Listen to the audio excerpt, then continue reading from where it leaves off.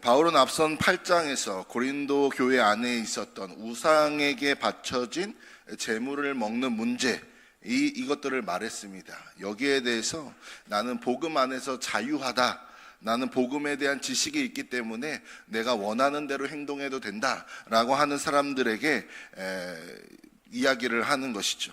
그 사람들은요, 복음에 대한 지식이 있다라고 말하면서 시장에서 파는 그 우상에게 바쳐진 고기들을 거리낌 없이 먹었습니다. 그러나 그들이 그렇게 자랑하는 그 지식이, 복음에 대한 지식이 형제를 세우는 도구가 아니라 도리어 영적으로 연약한 자들을 실족하게 만드는 장애물로 작용하게 됐다라는 것입니다. 복음이 지식으로만 머물게 될 때, 나를 높이는 도구로서 활용될 때에 형제를 넘어뜨릴 수 있다. 이것이 굉장히 아이러니합니다.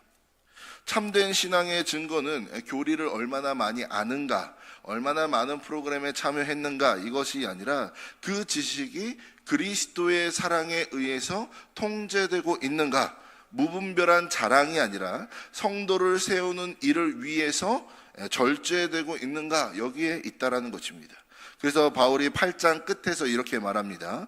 그러므로 만일 음식이 내 형제를 실족하게 한다면 나는 영원히 고기를 먹지 아니하여 내 형제를 실족하지 않게 하리라. 자기에게 주어진 정당한 어떤 자유의 권리를 연약한 영혼들을 위해서 영원히 묶어버리겠다라는 어떤 자발적인 매임의 선언인 것이죠. 오늘 우리가 읽은 9장은 이 8장 끝에 했던 이 선언이 사도 바울이라는 개인 자신의 실제의 삶과 사역 속에서 어떻게 구체적으로 나타나고 증명되는지를 보여주는 말씀입니다. 남에게만 너 이렇게 살아야 돼, 너 이런 내용들을 알고 있니? 이런 것들을 붙들어야 돼, 이렇게 이야기하는 것이 아니라 자신이 복음을 위해서 어떻게 매였는지를 나타내고 있는 것이죠. 그렇게 바울은 9장에 들어가자마자 4개의 연속된 질문을 막 쏟아냅니다. 내가 자유인이 아니냐, 사도가 아니냐, 우리 주 예수를 보지 못하였느냐, 주 안에서 행한 나의 일이 너희가 아니냐. 이제 편지를 받는 이제 실시간의 그 성도들의 실시간 반응을 이제 유도하기 위한 것이죠. 편지를 받았어요, 고린도 교회 성도들이. 그래서 교인들이 이제 편지를 같이 읽습니다. 그러면서 이 질문들이 딱 이제 이어지니까 대답을 하는 거죠. 속으로 대답을 하겠죠. 맞습니다, 그렇습니다, 당신은 자유인입니다, 그리고 사도입니다. 이런 당연한 대답을 이끌어내기 위해서 변호하는 성격을, 자신의 사도성을 인정하게 하기 위한 대화의 기술을 사용합니다. 당시 고린도 사회는요, 힘있고 부유한 자가 사회적으로 경제적으로 연약한 자에게 후원을 베풀고 그 대가로 어떤 충성과 명예를 요구하는 후원자와 피후원자 관계에 대한 문화적인 구조를 가지고 있습니다. 그러니까 원튼 원하지 않든 후원을 하게 되면 후원받은 사람은 후원한 자에게 종속되어 버린다라는 거예요. 그러니까 사도 바울이 이 고린도 교회에서 사역할 때에 이 내용을 문화를 알고 있었기 때문에 그 재정적 후원을 일체 받지 않는 거예요. 밤낮 가죽 천막을 기우면서 스스로 비용을 감당하면서 자비랑 사역을 한 것이죠. 그러면 교회의 재정적인 부담을 지우지 않고 잘한 것 아니냐, 이렇게 말할 수 있겠죠. 맞죠? 그런데 시비를 위한 시비를 거는 사람들은 어디에나 있습니다. 이것 자체도 또 고린도 교회에 있는 일부의 교만하고 지식이 있는 자들에게는 비판의 빌미가 된 것이죠. 뭐라고 비판했냐면, 바울이 진짜 사도라면, 그러니까 이제 사도성을 이제 9장에서 얘기하죠. 진짜 사도라면 왜 다른 사람들처럼 당당하게 어떤 사례비를 요구하지 않는가? 진짜 사도로서의 권위가 네가 부족하니까, 혹은 우리들에게 물질을 요구할 만큼 말솜씨가 수사하기 유명했으니까, 뛰어나지 못하니까 저렇게 고단한 육체적인 노동을 하면서 뒤로 물러나 있는 것 아니냐, 이렇게 비판을 하는 것이죠. 그런데 바울이 이 비판에 맞서는 방식이 세상에 있는 세상 철학자처럼 학벌이나 가문을 자랑하는 게 아니라 2절에 다른 사람들에게는 내가 사도가 아닐지라도 너희에게는 사도이니 나의 사도됨을 주 안에서 인친 것이 너희라. 여기서 인쳤다라는 것은 이제 고대 사회에서 문서나 물품의 소유권과 진품과 가품을 가르기, 확증하기 위한 법적인 도장이죠. 인감 도장이죠. 그러니까 성도의 변화된 삶이야말로 사역자의 가장 영광스러운 증거라는 것입니다. 종이 위에 찍힌 도장이나 추천서가 나의 사도됨을 증명하는 것이 아니다. 복음으로 말미암아 깨어지고 변화되고 주님의 교회가 된 너희, 바로 너희의 존재 자체가 내가 사도로서 부름받았다라는 것을, 진짜라는 것을 증명하는 너희들의 성령의 도장인 것이다. 이렇게 이야기를 하는 것이죠. 이렇게 자신의 사도적 신분을 확실하게 밝힌 바울이 4절부터 14절까지 자신에게 물질적인 후원을 받고 누릴 수 있는 정당한 권리가 얼마나 많이 차고 넘치는지를 또 성경적으로 또 사회적으로 근거를 들어서 설명하는 것입니다. 여기에서 이제 반복되는 단어가 권리라는 단어입니다. 일상생활에 이제 세 가지 비유를 드는 겁니다. 군인이 자기 돈으로 무기를 사지 않는다. 농부가 자기가 갖던 포도원의 열매를 먹는 것이 당연하다. 목자가 양떼의 젖을 마시는 것이 당연하다. 또 신명기의 말씀도 인용하는 것이죠. 또 주님의 말씀도 가지고 오는 겁니다. 복음을 전하는 자들이 복음으로 말미암아 살리라. 바울에게는 무엇입니까? 그러니까 대가를 요구하고 후원을 받으면서 또 다른 사도들처럼 가정을 꾸려서 아내를 데리고 다닐 수 있는 합법적인 권리가 완벽하게 주어져 있다라는 거예요. 내가 이 모든 것들을 다 누릴 수 있다라는 것이죠. 그런데 이 모든 권리가 사회적으로도 그렇고 성경적으로도 그렇고 바울에게 완벽하게 보장되어 있음에도 불구하고 바울은 12절 하반절에 그러나 우리가 이 권리를 쓰지 아니하고 범사에 참는 것은 그리스도의 복음에 아무 장애가 없게 하려 함이라. 참는다라는 단어의 헬라어는 감정을 억누르는 것이 아니라 폭풍우가 막 휘몰아칠 때에 지붕이 막 날아가지 않도록 지붕을 단단히 덮어서 내부를 보호하는 거죠. 보호하는 겁니다. 바람에 의해서 지붕이 날아가지 않도록 지붕을 막 덧대가지고 보호하듯이 모든 곤경을 온몸으로 감내하는 태도가 이 참는다라는 단어에 포함된 의미입니다. 또 장애라는 단어는 군사적인 용어인데요. 적군이 전진해 오지 못하도록 도로를 망가뜨리고 다리를 끊어버려서 길을 막아버리는 장애물, 방해물을 의미합니다. 그러니까 바울이 가지고 있는 온통 집중하던 생각은 하나였다는 거예요.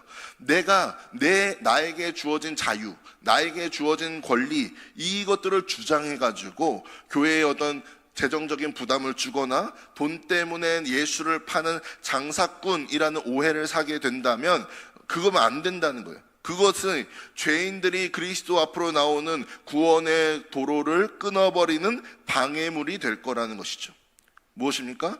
사역자가 교회를 위하여 있는 것이지 사역자를 위해서 교회가 있는 것이 아니라는 거예요. 그러니까 자신의 말과 행동과 선택의 최우선이 주님의 몸된 교회, 주의 성도들을 복음으로 세우는 것, 이것이 바울의 온 관심이 쏠려 있다는 것이죠. 바울은 복음의 길이 끊어지는 것을 보느니 차라리 자신이 굶주림과 육체적인 노동의 어떤 비바람을 맞으면서 그 권리를 유보하는 지붕이 되기를 자처하는 것이죠. 중국에 서양 선교사들이 처음 들어갈 때에 그 영국인들이 가지는 어떤 문화적 우월감과 권리들 이런 것들을 내려놓지 않았다고 합니다. 무더운 날씨 속에서도 영국식 정장을 입고 두꺼운 코트를 입고 실크 모자를 고집스럽게 챙겨 입었다고 합니다. 그러나 그런 중국인들에게는요, 그 양복의 모습은요, 제국주의 침략자의 상징이었고 복음을 듣지 못하도록 가로막는 복음의 길을 끊어버리는 거대한 장애물로서 작용을 한 것이죠. 이때 그 중국 선교의 위대한 아버지라고 불리는 허드슨 테일러 선교사가 이 영혼을 구원하기 위해서 이 서구 선교사들이 그렇게 아꼈던 서양인으로서의 품위와 권리를 거의 배설문처럼 던져버립니다. 어떻게 하냐면 머리를 이 앞부분을 팍팍 깎아버리는 거죠. 중국식 변발을 한 것입니다. 옷차림을 중국인들과 똑같이 한 것입니다. 동료 선교사들이 얘기합니다. 영국인의 수치, 미친 사람, 이렇게 정죄하고 비난했다고 합니다. 그러나 테일러는 바울과 같은 심정으로 이렇게 고백했습니다. 중국인들을 구원할 수만 있다면, 복음이 전파될 수만 있다면, 복음의 장애가 되지 않을 수만 있다면 나는 영국인의 옷뿐만 아니라 그 어떤 권리라도 기꺼이 포기할 것이다. 바울의 이 결단은요, 이처럼 일시적인 감정이 아니었습니다. 15절에서 자신의 어떤 심장을 꺼내 보이듯이 얘기하는 거예요. 내가 차라리 죽을지언정 누구든지 내 자랑하는 것을 헛된 대로 돌리지 못하게 하리라. 죽음보다 더 소중하게 여기고 있는 바울의 자랑이 무엇입니까? 내가 이만큼 능력 있고 이만큼 고생했다라는 자기 공로의 자랑은 아니죠.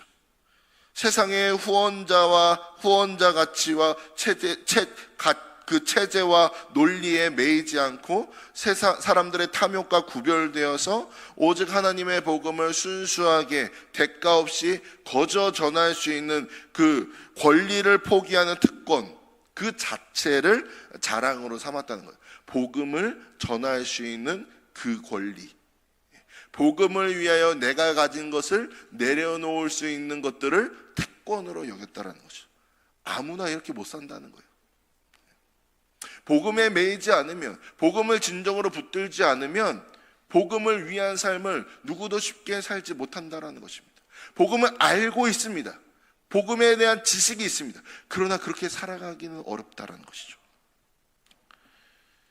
이걸 한마디로 뭐라고 합니까? 겸손이라고 하는 거죠. 겸손.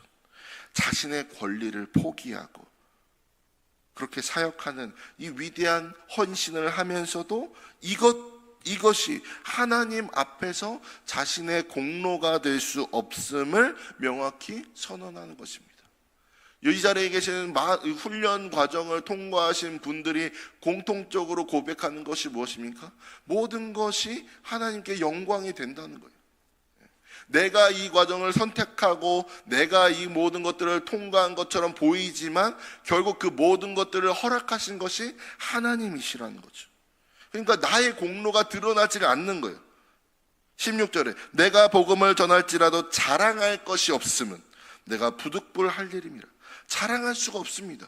왜냐하면 주님이 날 부르셨기 때문이에요. 주님이 나를 세우셨기 때문이에요. 만일 내가 그렇게 주님이 나를 부르셨는데 내가 그 복음을 전하지 않으면 내게 화가 있을 것이다. 불가항력적인 은혜를 이야기하는 거죠. 내가 그렇게 부활하신 주님께 사로잡혔는데, 바울이 부르심을 받는 과정이죠. 그에게 복음 전파는요, 할까 말까 이거를 선택할 수 있는 어떤 취미 생활이나 사업이 아니죠. 전하지 않으면 심장이 터져버리고 전하지 않으면 화가 임하는 하나님의 명령이라는 것입니다. 그래서 자신의 유익이 아닌 거부할 수 없는 부르심을 따라서 사는 것이기에, 모든 것이 은혜이기에 나는 자랑할 것이 없도다, 이렇게 말하는 거예요. 그러니까 청지기가 되는 것이죠. 그러면 이 땅에서 누릴 것들, 권리들, 자유들 다 내려놓고 산다고 할 때에, 그러면 그들의 진정한 상급이 무엇입니까? 복음을 위하여 모든 권리를 포기하고 복음의 메인자들의 결국에 그 받을 상급이 무엇입니까? 그게 18절의 대답이죠. 그런즉 내 상이 무엇이냐? 내가 복음을 전할 때에 값없이 전하고 복음으로 말미암아 내게 있는 권리를 다 쓰지 아니하는 이것이로다. 무슨 말입니까? 상급은요, 면류관이나 물질, 명예가 아니었어요. 복음을 대가 없이 전할 수 있는 기회 그 자체, 그리스도의 남은 고난에 동참하여서 주님의 보여주신 십자가의 길을 따라갈 수 있는 그 특권이 가장 높은 차원의 보상이었다는 것입니다. 무엇입니까? 복음의 보상은 복음 자체라는 거죠. 복음의 보상은 복음 그 자체이며, 섬김의 상급은 더 온전히 섬길 수 있는 은혜라는 것입니다. 복음으로 영원한 생명을 얻은 것, 부활의 영광에 참여하게 된 것, 그것에 반응하여서 교회를 섬기고 영혼을 섬기고 복음에 참여한 자가 됐죠.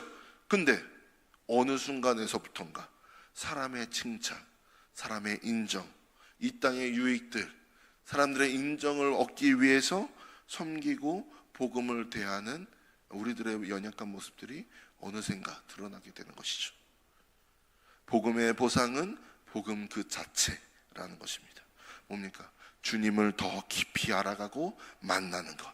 그 감격이 깊어지고 차원이 높아질수록 우리의 섬김이 더 온전하여 질 거라는 것입니다.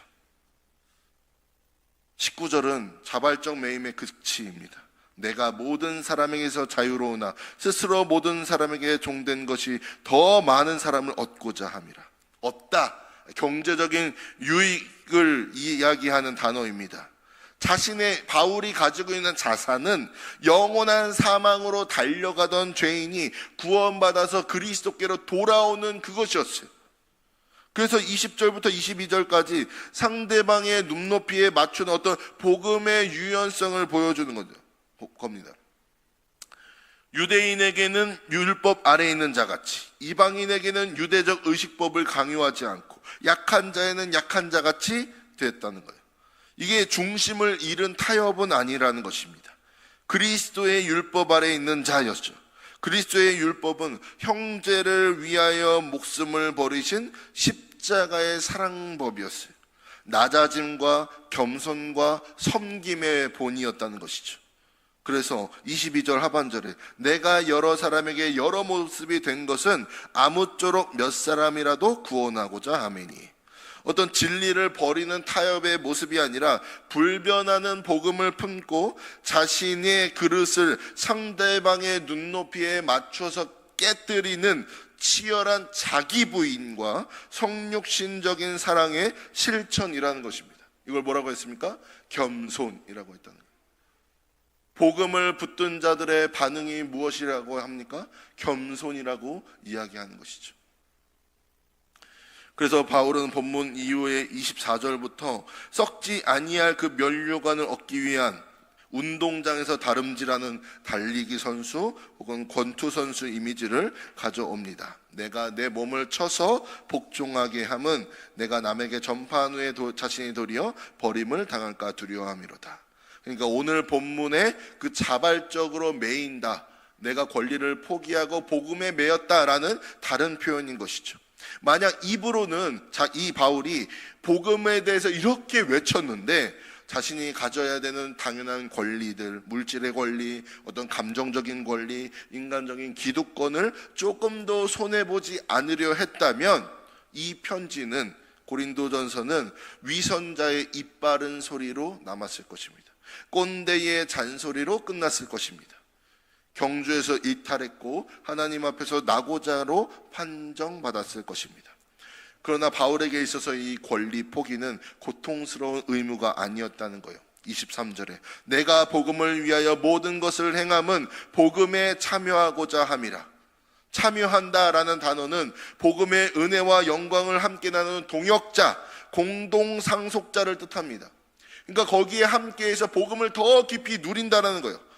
바울은 자신의 권리를 제한하고 모든 사람에게 종이 될 때, 겸손하게 낮아져서 섬길 때에 비로소 하늘의 영광을 버리고 종의 형체로 오셔서 죽기까지 복종하신 예수 그리스도의 그 십자가 사랑과 자기의 낮추심의 그 깊이를 가장 충만하게 맛볼 수 있다는 것을 알았다는 것입니다. 내가 복음을 붙들고 겸손하게 지체들을 섬기고 사랑할 때에 그리스도가 보여주신 사랑을 깊이 알 수 있다는 것입니다. 그리스도의 사랑을 알고 싶으십니까? 그리스도의 그 사랑 안에 매여 있기를 원하십니까? 섬기라는, 낮아지라는 것이죠. 겸손하라는 것이죠. 세상은요, 끊임없이 우리에게 외치며 너의 권리를 찾아라, 네가 손해보지 말아라, 너를 비판하는 자들에게 끝까지 맞서서 싸워 이겨라. 그런데 십자가는요, 영광스러운 매임의 길을 제시하는 거예요.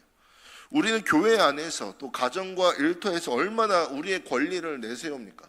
내가 부모인데, 내가 남편인데, 내가 직분자인데, 내 돈인데, 내 시간인데, 내가 내 뜻대로 하겠다는데, 내가 가진 것을 내가 사용하겠다는데, 이렇게 얼마나 권리를 많이 내세웁니까? 근데 이 권리를 내세우는 말들의 그 앞에 뭐가 있습니까? 내 거, 내가 스스로 주인 되어서 말할 때가 너무나 많이 있다는 거죠. 내가 내 권리와 내 자존심을 빳빳하게 세우고 있을 때 연약한 영혼들이 주님께로 나오는 그 복음의 길이 파헤쳐지고 다리가 끊어지는 일이 일어날 수 있다는 것이죠. 그거를 지금 바울은 걱정하고 있는 것입니다.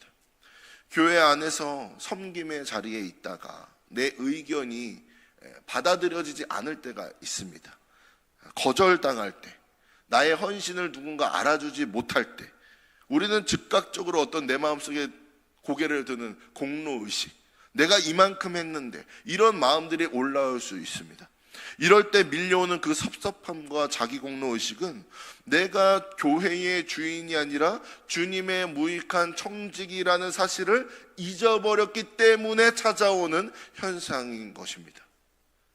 그런 분들이 계시자면 저도 마찬가지로 오늘 바울을 묶었던 그 그리스도의 거룩한 사랑의 법에 우리 자신을 다시 한번 매이기를 원합니다. 내 감정의 권리, 내 물질의 권리, 내 시간의 권리를 주님의 몸된 교회를 위해 영혼의 구원이라는 그 최고의 영광을 위해 기꺼이 지붕으로 덮어서 나를 덮쳐오는 모든 곤란한 상황들을, 환난들을 버텨내겠다라는, 덮어버리겠다라는 단호한 겸손을 향한 결단이 우리에게 일어나기를 소망합니다. 우리가 영혼을 위해 기꺼이 섬김의 자리, 낮아지는 그 종의 자리로 나아갈 때에 하나님께서는 무너진 그 영혼의 다리를 다시 놓으시고 우리를 복음의 찬란한 영광에 참여하게 하실 것입니다. 그래서 주님의 복음을 위해 기꺼이 내 자유를 내려놓을 수 있고 내 권리를 내려놓는 거룩한 그 매임의 은혜가 오늘 밤 우리 모든 기도의 제목 위에 충만하게 임하기를 주님의 이름으로 축원합니다. 아멘. 우리 이 시간